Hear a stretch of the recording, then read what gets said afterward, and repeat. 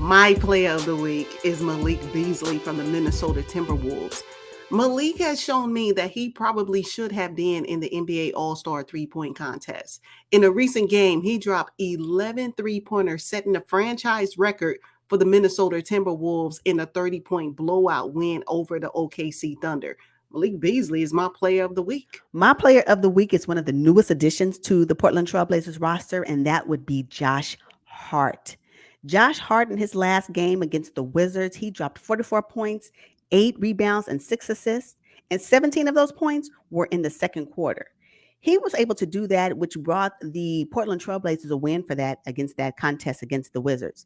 Josh Hart has been a welcome addition to the Portland Trailblazers. And I almost want to say Josh Hart is going to be one of those staple players in the Portland Trailblazer organization that's going to really pair well with Anthony Simmons once they all get it together. So what I'm looking forward to seeing with Josh Hart, not only for the remaining of this season, because if he continues to play this way, they may see themselves in the 10th spot.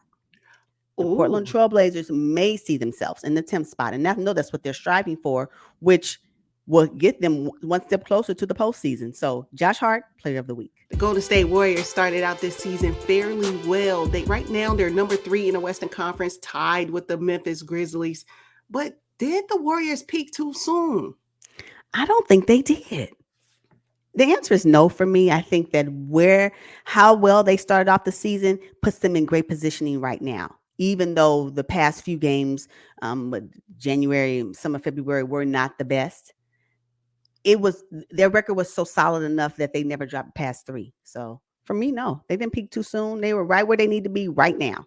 Mm-hmm. Well, they won 4 of the last 10, but including 3 in a row. What I found very interesting is I was a little disappointed in Klay Thompson's return because I was expecting more. Shame on me because he was out, 2 seasons essentially. Mm-hmm. Yeah, shame on me for expecting that. Now I think I'm starting to see what I had expected from him. In the previous game, Klay Thompson went off, led the Warriors over the Milwaukee Bucks on national TV. I was like, okay, now that's the Klay Thompson that I have been waiting for. The good news is, by the time you guys watch this video, Draymond Green will be back in the lineup. And I am really thrilled about that because the Warriors need him so bad. The Warriors need him so bad, but I think they have figured out a way to make it happen without him, considering the last 4 wins, right? They had to adjust their game plan. Now, Draymond Green and that Steph Curry tandem, and now you got Klay Thompson, unmatched, and will be necessary in the postseason. I do understand that. But I know that if either one of them, what I've seen lately is that if Steph Curry's shot is not on, because sometimes it is not on, and if Klay Thompson's is on, he'll give you a 38 piece. You're doing really good. And please don't let Poole get started. I've said it in multiple times that the Warriors have so many pieces that will show up when you are least expecting it, that these other teams are scrambling on the court. If Otto Porter Jr. feels like tonight is his night, he's going to give it to you again. For me, they are one of the teams to be reckoned with in the postseason. I'm just saying, if you want to see the conference finals, you will have to go through the Warriors at some point. Somebody will. So. Initially I thought they did. I thought they peaked too soon. But now I'm going to say no too, because how could they when they didn't even have their full complement of players? Steph's shooting slump, Draymond out, Klay Thompson getting back acclimated. And I think with Klay coming back, it has really impacted Jordan Poole because remember, he was one of the ones that kind of helped, the Warriors during Klay's absence. So, but now I think Jordan Poole has finally made the adjustment. Yep. I think Steve Kerr has decided, okay, this is my lineup and this is my rotation. They got so many assets. When you talk about the playoffs, I don't know how he's going to share the minutes, share the load so that everybody feels involved. I would hate to be him right now. It's going to be really rough, but I think that everybody on the team, for me, I feel like that they will accept whatever it is. That's what I feel. I feel like there are players on that team that will accept their role. We already know that four will always be starting in the postseason. It's going to be Wiggins, Curry, Green, and Thompson. Everybody else will be in there pull and plug in. And sometimes you may need youth on the floor. And that's why you got Jonathan Kaminga. You Yes. will, sometimes you just may need Jordan Poole to just take over, and Klay Thompson, you just rest. It's okay. I think that they're at a stage right now where Mhm. they are figuring out how everybody can eat. And I think that's what's so great, because there's so many people that need to eat. If they want to surprise teams, they would the depth on that Warriors roster can be interchangeable. The flexibility that the Warriors have is something that I don't know other teams will be able to match up against as we go deep into the playoffs. So no, they didn't peak too soon because they couldn't. Mhm. They played who they played. They had the players that they needed to have at the time, and they were able to make it happen, which gave them a nice positioning in the Western Conference. And I think that's one of the things that will benefit them in the long run. So yeah, nah, the Warrior, and then to miss one of their core, the heart and soul of the Warriors roster is Draymond Green, and he's Yeah. coming back. Oh my I gosh. know Draymond has only played 26 games for the Golden State Warriors this season, but can we talk about the elephant in the room, which is the size in the middle for the Golden State Warriors? Right now, James Wiseman is working his way back. I think he's in the G League right now, putting up some reps, but they don't have the size in the paint.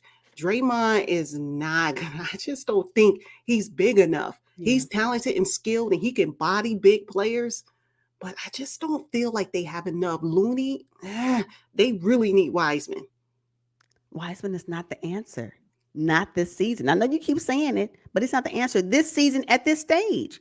Matter of fact, I think if he comes back, he'll be a liability for the Mm, Warriors on the court, only because he hasn't been there. He's currently playing with the G League, and I believe his first out wasn't that good, if I can remember what I've been able to gather from it. So I'm just saying, not this season. I would not utilize James Wiseman as a.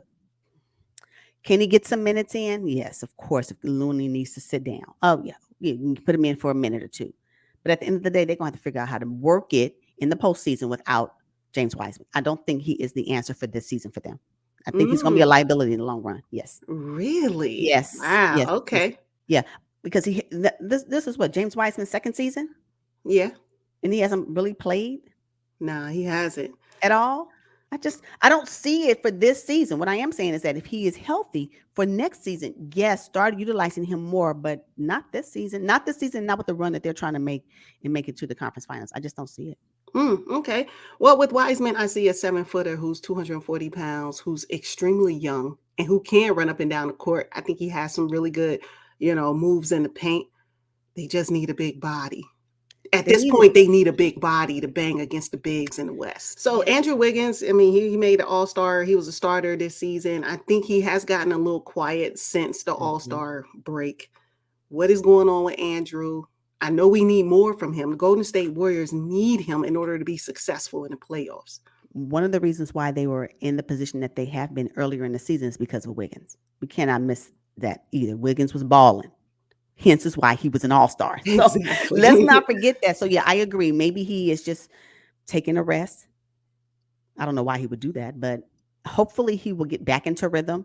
And we'll see early season Andrew Wiggins, all star Andrew Wiggins, as we get closer to the postseason and into the postseason, because they will need him to do exactly that. Yes. Yes, absolutely. So, real quickly, can we talk about the youth on the Golden State roster?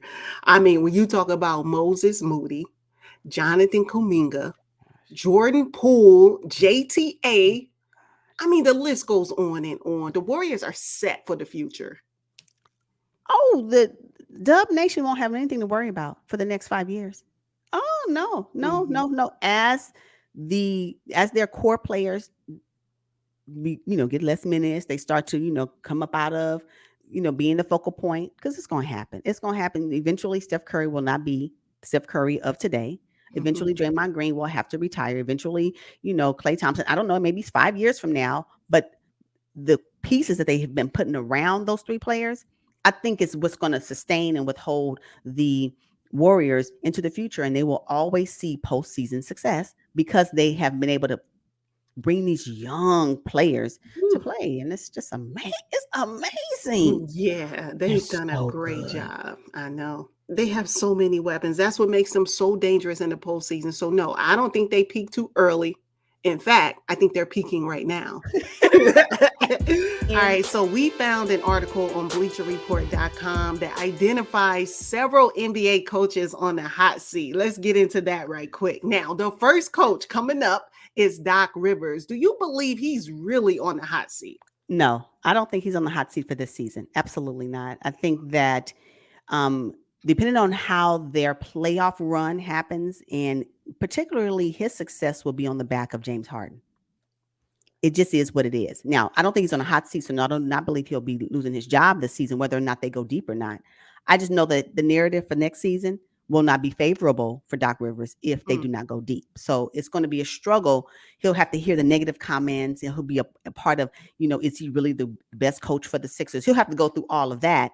And if James Harden disappears in the postseason as he's known to do previously, it's going to be a very rough road for Doc Rivers coming up in the next season. Oh yeah. Oh yeah. Yeah. Yeah. Oh man, I like Doc Rivers and I don't see him on the hot seat, but it is definitely lukewarm for him. Because I mean, there's so much pressure right now with James and Joel. I mean, you gave up so much to get him. Mm-hmm. And there's no excuse why they should not go deep in the playoffs. If for some reason the Philadelphia 76ers exit the first round, Oh my God. Doc, I'm sorry. I cannot support that. And he probably will get fired in the offseason. You think so?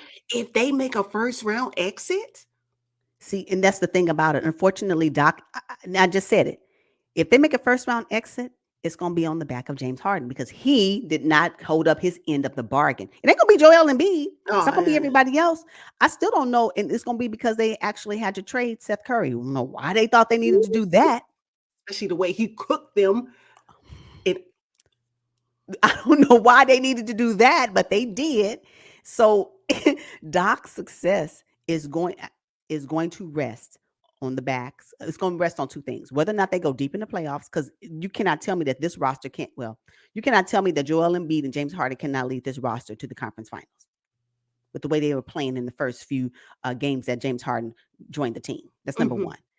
However, that game against the Nets, hold up, wait a minute. Yeah. Hold up, wait a minute. So hopefully that was just an anomaly and it won't happen again.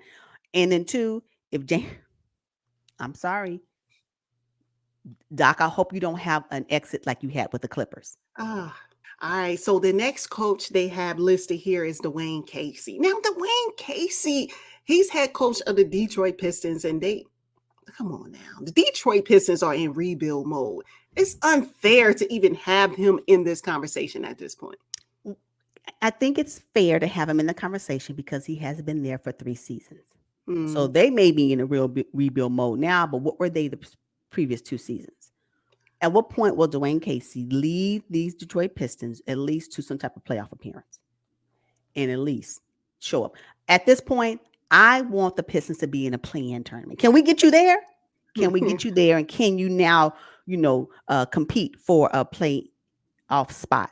Dwayne Casey is on this list. It is a fair point, but he has his contract is up in 2024. I think he has 2 more years on his contract. I say just let him ride it out and just continue to move on. I don't think they should.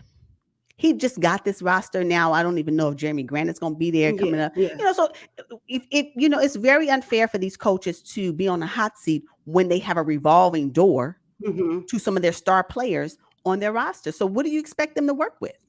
Exactly. Well, they do have Cade Cunningham now. Yes. This is rookie season. I mean, what could we expect from Cade right now? And more importantly, Dwayne Casey, I think it's unfair to have him on this list because, first of all, Dwayne Casey is a championship bound coach. Remember what he did with the Toronto Raptors. Do we need to look at his resume?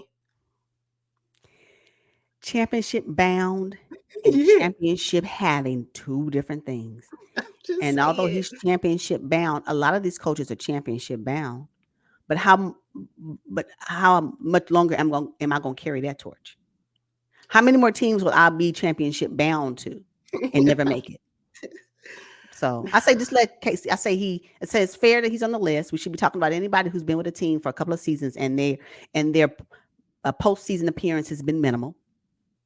So But I give him a pass because again, he just got Kate Cunningham, right? Give him some time to understand what his core will be. Who will his superstar be, or a star, or a solid player, whatever, how do you want to word it? Who is that going to be? Because I thought it was going to be Jeremy Grant, and it's not. Nah, he's out of there, I'm sure. Exactly. So give him one more year to be able to figure something out. So yeah. Okay. Now, this next coach, I definitely believe that he is definitely on the hot seat. It's Quinn Snyder for the Yeah. Utah Jazz. I have to agree with the article in this regard. And Hmm. I like Quinn Snyder, but I believe his time is up with the Jazz. Oh, yeah. Yeah, yeah. Is his time up with coaching? No. But with the Jazz, yes. It is time for a new voice with the Jazz. And sometimes you, although you may be a good coach, you are bound to the success of your players and how they do that collectively. And so, and because now Danny Ainge is a new GM there, I wouldn't even be surprised. You know, when you get a new boss, anything can happen. So Yes, I yes. wouldn't even be surprised if Danny Ainge is not having side conversations with another coach right now. So Oh, it's Quinn dirty. Snyder, you know, he has, I believe, has brought this Jazz team to where they meet, where they he's brought them to the furthest he's going to bring them. It probably is now just based off of timing that someone else comes in. So yes, Quinn Snyder's on the hot seat, but Quinn Snyder will be coaching another team in the fall. Well, He's gonna be coaching somebody else. I'm not even worried about it. well, the thing is, he's been with the Utah Jazz since 2015. I know. I mean, that's a good run. Yes. But to not make it deep in the playoffs during that whole stretch, Mhm. including a couple of first round exits after having the number one seed, is Mhm. unacceptable. Yep. That Yep. seat is smoking hot right now. Yes, it is. And if the Jazz don't make it at least to the conference finals this season, which I don't really see happening, It's not Quinn gonna Snyder can pack his bags. happen. All right, now Alvin Gentry of the Sacramento Kings, he's the interim coach right now, replaced Luke Walton mid-season. Is it fair that Alvin Gentry is on the hot seat? No, it's not fair that Alvin Gentry's on the hot seat. However, I do like the article mentioned that any coach for the Kings is on a perpetual hot seat. And I'm sorry, if you coaching the Kings, uh, whether you want to or not, your seat is going to be hot. So, although I don't think it's fair that Alvin Gentry is on here, and when will they hire him as head coach, not interim? When will they do that for him? So they don't even. This is letting me know the organization right now is not 100% sold on Alvin Gentry, Mm-hmm. which I don't know who else you think. Who is seeking out to coach the Kings? Oh, come on So, now. The De'Aaron Fox is down there. mhm, Who else? mhm. Because they just traded Halliburton.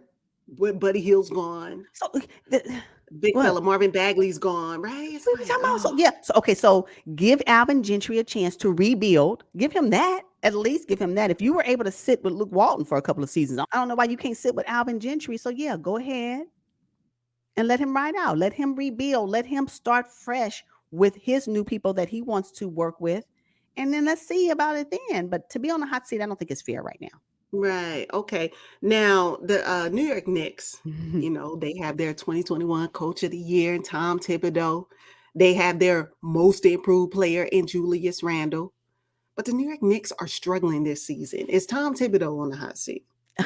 Unfortunately, yes. Anytime you are a coach of a storied franchise, and the New York Knicks is one of them, you're going to be on a hot seat. So, yeah, he's on a hot seat. And from the article, I remember reading that it's something that even the front office believes that, he may not be, and I'm paraphrasing, you got to read the article yourself, but that he may not even be the right fit for the team right now. So, yeah, Tom Thibodeau, I don't know if you're going to see the 2023 NBA season with the New York Knicks. I don't see it. Yeah, I don't see it either. But the good thing for Tom is he will find another job. Maybe he can go down to Sacramento. Oh, don't do that. Oh, I'm sorry. As long as you gainfully employed, I guess that's all that matters. All right. No, so the Los Angeles Lakers, mhm. Frank Vogel, there were talks about him being on the hot seat earlier in the season. Now, this article has him on the list. Is it fair to say that Frank Vogel might get fired this offseason? Yes. He's done. Y'all see it? if you've been watching any part of the NBA, you see it. You already know Frank Vogel is out of there. Yeah, he's I gone. really hope he's in discussions right now to go somewhere else. He's done. As a matter of fact, why would he even want to stay? I wouldn't want to be there. Oh We're my not God. no, Frank Vogel, trust me, it will be a mutual it was a mutual agreement. That's gonna be the message. Frank Vogel is done. Yeah, Yeah, he's out. he's done. He's done. I never thought he was the right coach once they accumulated LeBron, AD, and Russ. I said, okay, all right, Frank, I'll give you a chance. But I never thought he was it. He's not the right coach for them. They need somebody who's going to hold players accountable. Who they And need. Mark Jackson. I know the thing is though, but Frank has to hold them accountable, and he's not doing that. And we're seeing the results of this right now with the Lakers barely in the play-in tournament, which is unacceptable for the Los Angeles Lakers. 17 championships? Really? This is unacceptable. Barely, barely in the playing tournament. And their core play and their number one superstar is not injured. Because when they didn't make the playoffs the last time, he was injured. So that gave us, Uh-huh. some type of narrative. We're talking, LeBron James is injured. Of course not. He ain't injured now. He putting up 50 pieces left and right against teams that he should be putting up 50 pieces against, but anybody else putting up no points. Again, Frank Vogel, your time with the Lakers is up. So if you've been watching this channel for some time, we always got to have a bonus. and in this instance, we have a bonus head coach who we think is on the hot seat. I'm gonna let you go first. Who you got? It is with a heavy heart that I give you who my coach that is currently on the hot seat, and that's gonna have to be Nick Nurse. I know. Oh, Yeah. I don't know if Nick Nurse is gonna make it another season with the Toronto Raptors, and I say that because Masai Ujiri don't play that. So oh, I think that Nick Nurse has been able to ride the wave of the current crises that we've been going through, especially in Toronto with their strict rules and the fact that they have been displaced. Now they have a roster of pretty good players. They have a roster of championship players. So I don't know if it's going to be acceptable for another season that the Toronto Raptors do not find themselves in the solid 1 through 6 spot. So that's why I'm saying Nick Nurse. I know that he was once coach of the year, but coaches of the year loses jobs in the next season as well. We've seen that happen in the yeah. past. So yeah, I just want to say Nick Nurse that his season, if it's not hot, it's lukewarm for sure. So yeah, I say Nick Nurse. Who you got? Oh, okay. Now you are not going to believe who I have on the hot seat. You're just not going to believe it. But I think Steve Nash is under the same type of pressure that Doc Rivers is under. That's fair. Steve Nash, if the Brooklyn Nets do not make it to the NBA Finals, I'm not talking about the conference finals or semi. No. The Brooklyn Nets have to make it to the NBA Finals. And if not, Steve Nash, he's out of there. Guaranteed. Really? Oh, yeah. There's Nah. no way. Just like Frank Vogel, I don't think he's the right coach to manage the egos. He doesn't have it in him, and it's okay. But maybe he needs to be coaching another team that has, mid-range stars, players who are on the verge of becoming superstars. Not Oh. KD, Kyrie, absolutely not. Ben Simmons and all that he brings. Steve Nash is in. I don't even like the way that he handled the whole Kyrie situation. One minute he's talking to the media saying, "Oh, hey, we need him full time. We're not going to put him on the court." And the next minute, once he gets played for home games, it's like, "Oh yeah, well we welcome Kyrie." Look, dude, pick, draw your line in the sand and pick a side. Yeah, no, So I that don't see really it. turned me off about Steve Nash, Okay. and I think Okay. he's out. All right.